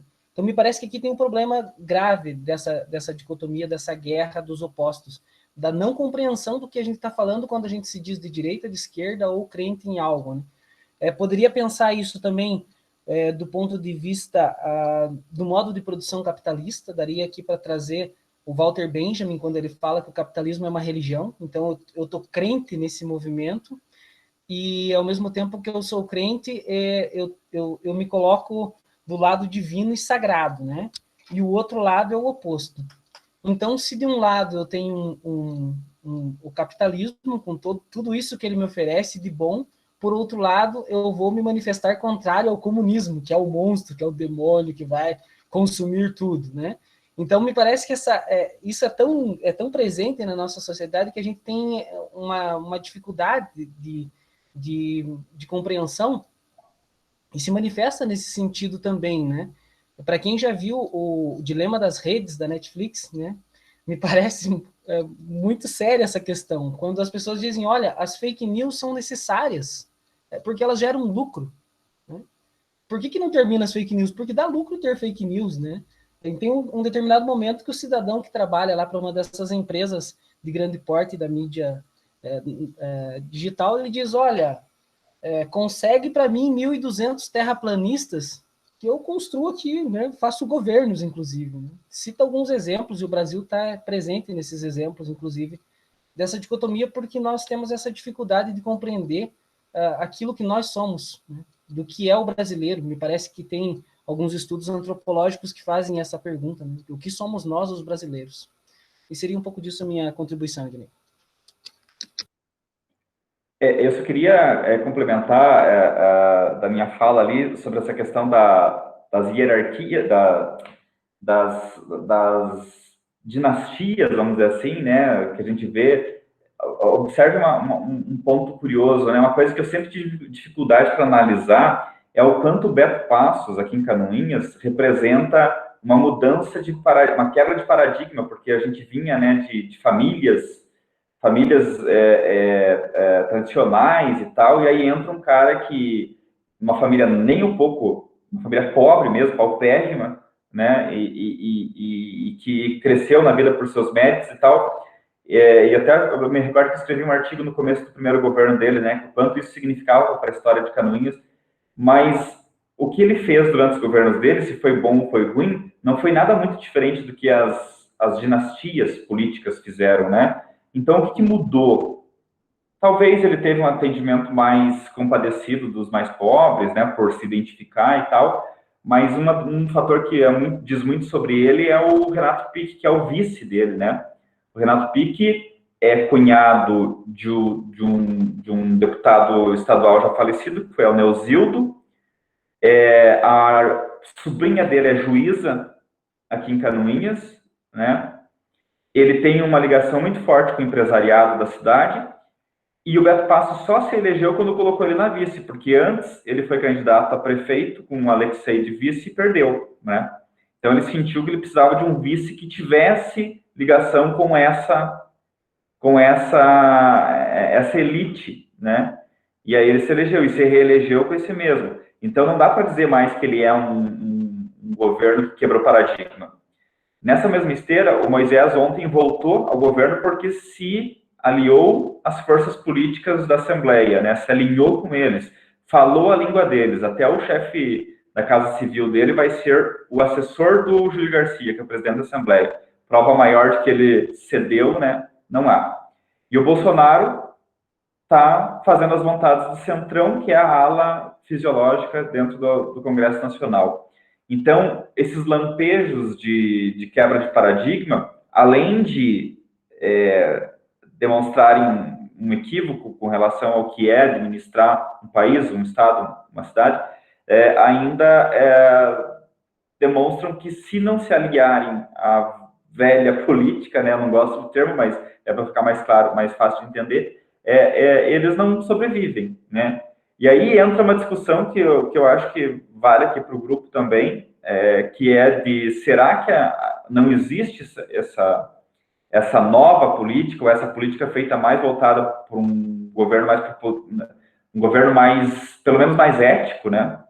Mais honesto, que acho que era essa a grande queixa do eleitorado, né? Queremos um governo mais honesto, mais ético. E daí eles incorporaram essa figura, né, no Bolsonaro, no Moisés, até aqui mesmo no Beto Passo, a gente pode dizer isso. Será que isso na prática se mostra totalmente desastroso mesmo? Vai ser sempre assim? Ou tá para nascer quem vai realmente impor esse governo mais ético, mais correto, mais honesto, né? É uma resposta que eu não sei, né? O que eu vejo hoje é que não deu certo. Isso que se apresentou como nova política não deu certo. Se mostrou absolutamente desastroso, né? E recebeu a resposta nas urnas, e eu acho que vai receber ainda lá em 2022, né? Na falta de algo que se apresente como novo, voltou o tradicional, o pragmático, que nesse caso aqui na nossa região foram as reeleições de prefeitos. Eu coloco isso muito mais como uma discussão, como uma opinião pronta e acabada, né? Bem, obrigado, Idinei. Deixo a palavra aberta também para outros colegas que queiram se manifestar. Então, o Reginaldo, eu acho que o Ednei acaba de dar uma temática aqui para uma outra live, né? Porque, Ednei, eu tenho a percepção de que o teu raciocínio está extremamente correto, né? Porque o que está em jogo, no fundo, é claro que tem todas as nossas especificidades brasileiras, né, que estão muito bem situadas aqui até agora nessa análise, mas também existe um conjunto de outras tensões que elas são globais, que elas são mundiais, que elas incidem sobre nós, né? É perturbador, por exemplo, quando a gente olha para o início do século XXI, para o final do século XIX, o início do século XXI, que acaba promovendo os dois grandes conflitos mundiais, uma certa desestruturação do mundo da política também naquele contexto.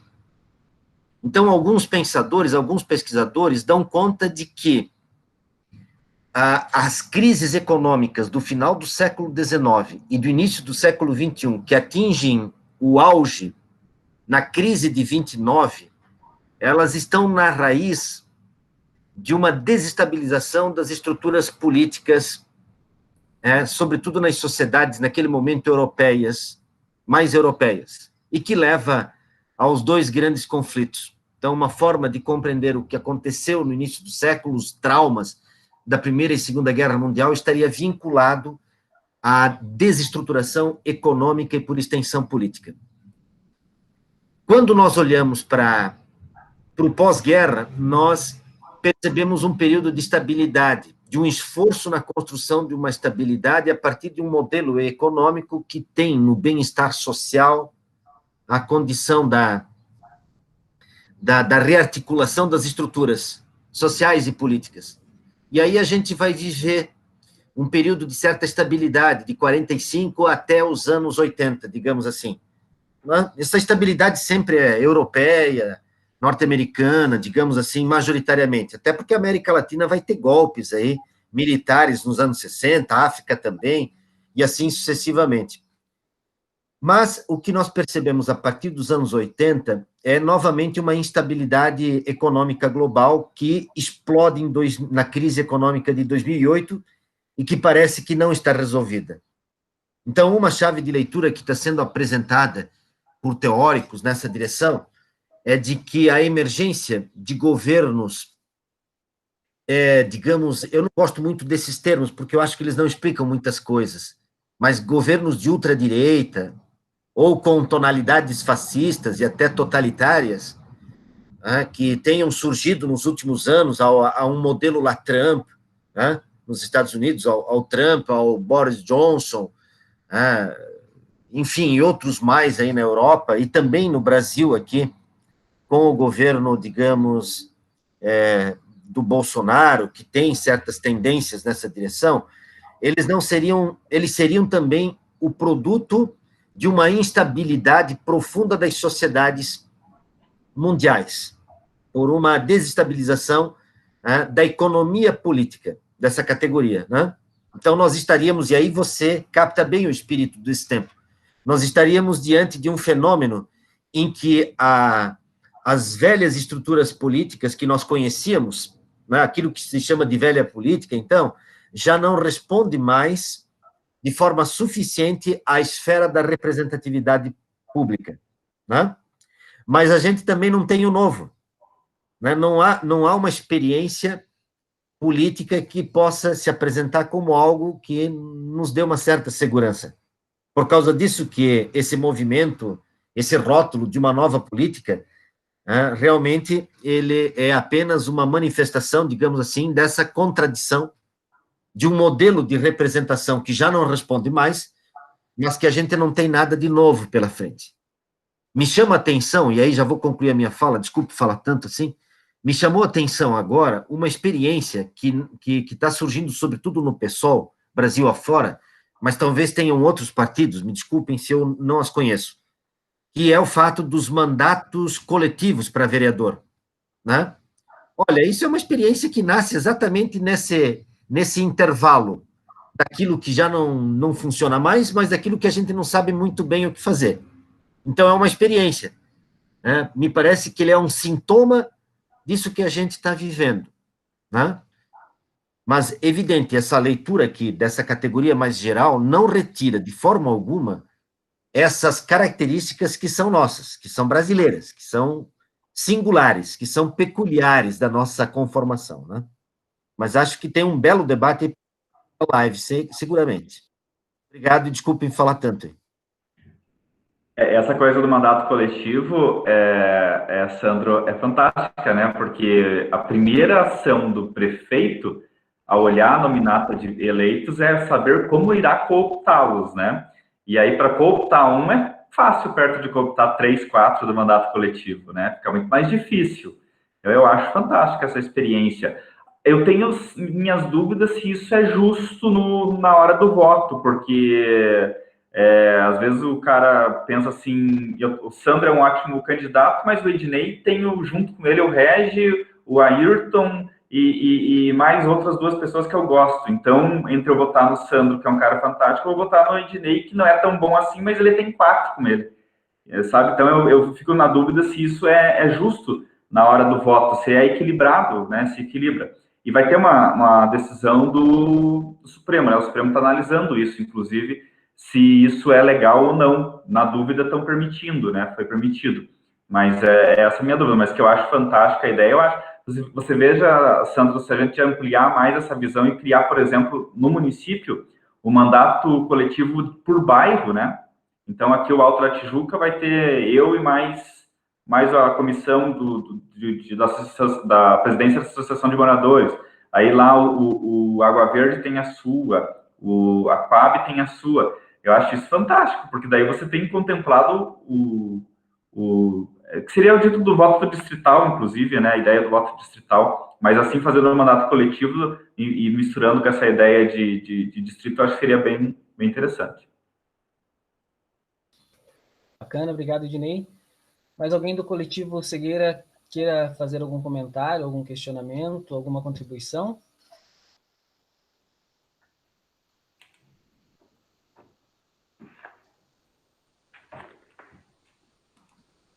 Reginaldo, apenas aproveitando aqui de novo o gancho, né, do Ednei, acho que os próximos anos, as próximas décadas, mas seguramente serão momentos de muita experiência, Ednei, né?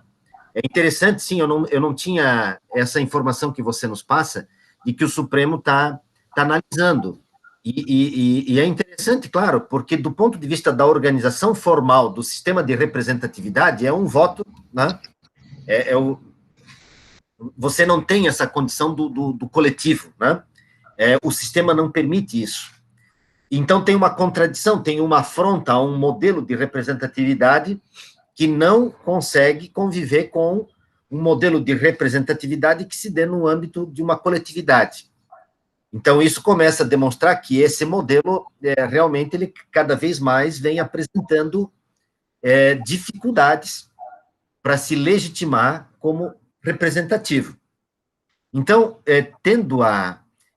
eu entendo que nós vamos conviver nos próximos anos com muitas experiências, com muitas coisas novas que virão, algumas darão certo, outras não darão, e acho que isso é o fantástico na política. Isso é o fantástico na condição da política, essa condição da inovação, né? da esfera da representatividade. Eu entendo que nós, como sociedade brasileira, vivemos uma crise, mas essa é a função de uma crise, né? A função da crise implica numa superação. A resposta não virá por conta do Messias, não virá por conta do capitão, nem do major, nem do coronel, nem dos homens de bem. A resposta virá das experiências cotidianas de todos aqueles que respeitam o espaço público e que entendem que a representatividade precisa ser legítima e não meramente legal. Eu acho que isso é que vem coisas novas pela frente, porque já vem pelo mundo afora. Quando a gente olha para o Podemos, para o partido Podemos da Espanha, ele é um partido regionalizado, ele tem a ver com causas regionais, porque entende que a representatividade se torna mais efetiva na região. E não tem muito vínculo com o nosso Podemos aqui, né? São coisas totalmente diferentes. Mas na Espanha você tem 2 ou 3 experiências políticas desse gênero, em outros lugares do mundo essas experiências vêm surgindo. E isso é interessante, é desafiador, e nos convida a pensar profundamente essas questões todas, né? Obrigado. Obrigado, professor Sandro. Eu sei que nós teríamos algumas outras, né, Ayrton? Nós teríamos alguns outros tantos pontos para comentar aqui, tanto da relação partidária, poderíamos também entrar aqui no campo das abstenções, que também neste ano foram expressivas também, mas devido ao horário, nós vamos aqui caminhando já para os nossos agradecimentos ao Idnei, pela sua generosidade em dispor desta manhã para estar conosco aqui, conversando sobre política. Também uma questão cultural, né, que a gente quebra aqui, porque ó, o candidato Ayrton já está fazendo campanha. Ó, Ayrton, está fazendo campanha já, hein? A gente quebra uma questão cultural aqui também, né, porque é muito comum de se ouvir de que política e religião não se discute, né? Então, nós estamos aqui fazendo política nesta manhã, conversando quais seriam as melhorias, de que forma nós podemos construir um verdadeiro sentimento de espaço público, um sentimento de comunidade, né? E algo que também se apresentou aqui nos debates, né, que o Idnei realizou brilhantemente aí a partir do portal J+. Eu tive o privilégio de participar aí no pontapé inicial, discutindo os desafios dos próximos prefeitos, e parece que é algo que a gente não consegue ainda vislumbrar, né? Uma das questões que nós logo de início apresentávamos era se havia disponibilidade, intenção desses candidatos a construir um projeto de desenvolvimento coletivo para o longo prazo, ou se nós teríamos mais 4 anos de governos pragmáticos que iam pensar somente na manutenção do poder, né? Que é o que nós temos visto em grande escala aqui na nossa região e em outras tantas do Brasil. Bom, me parece que é uma pergunta que ainda fica, né, Ednei? Não sabemos como será, mas é algo que mexe conosco e que faz com que nós tenhamos esse apreço e essa vontade de que se construa, né, a partir daqui, que esses novos e velhos políticos que assumem que possam estar dialogando e construindo algo nesse sentido. Agradecer aos colegas que nos acompanham aqui no canal. No próximo sábado nós teremos um encontro para discutir a presença das mulheres na política, então a professora Maria Luísa já fez alguns convites, a professora Graciela, eu também, e outros colegas, e na semana que vem a gente se encontra no mesmo horário para conversar com as mulheres sobre a presença feminina na política e continuar essa quebra aí cultural de que política se discute sim, né? E é o espaço onde todos devem ter voz e vez, e desde já faço esse convite para vocês que estão conosco, que nos acompanhem no próximo sábado também. E deixo a palavra aberta, então, para as considerações finais. Obrigado, Regi. Eu só vou contar uma breve história para a gente finalizar e para ver o quanto que é importante a gente discutir política e o quanto que é importante a gente analisar esses cenários que se apresentam a partir de uma eleição. Em 2000, o Leoberto Weinert foi prefeito de Canoinhas pelo MDB em 2 mandatos consecutivos, né, 2004 a 2012. E ele teve, então, 8 anos, né, para planejar algo consistente. Ele fez isso no 2º ano, fazendo uma cartilha, um plano um plano que iria até 2020 para Canoinhas. E eu até pedi para ele esse plano porque eu tinha isso, mas eu perdi. E ele também perdeu. Ele não me deu uma cópia, nada, então eu acho que ele perdeu. E aí ele foi no programa de rádio e ele é muito exaltado, né? Então ele é muito emotivo, assim, e aí ele começou a falar isso que o Regi falou agora, que o Canoinhas precisa de um plano a longo prazo, porque senão vão ficar patinando.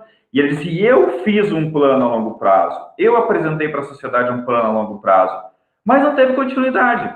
Aí eu, mais do que de imediato, provoquei ele, mas o seu candidato foi o seu sucessor, porque o Beto Faria foi eleito, né, pelo MDB, na sequência falei, o seu candidato foi seu sucessor, dele, inclusive ele não deu sequência. Daí fica difícil, né?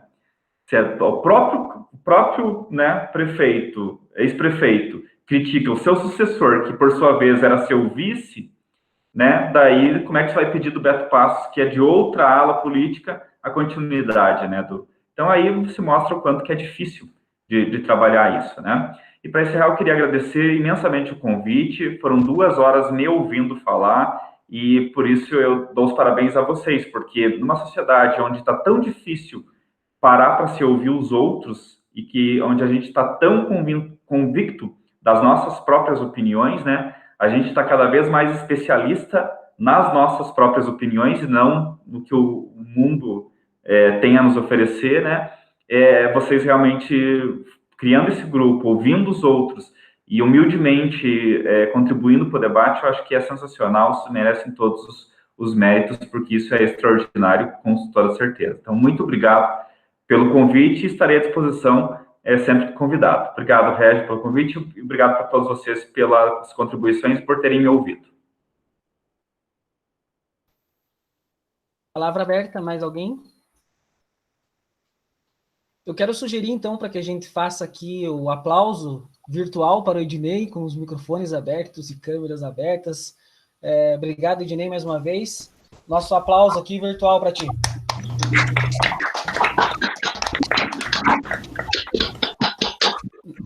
Muito bem. Grande abraço. Boa semana a todos e todas. Nos encontramos no sábado que vem com as mulheres na política. Valeu, gente. Até mais. Isso aí. Um abraço. Tchau, tchau.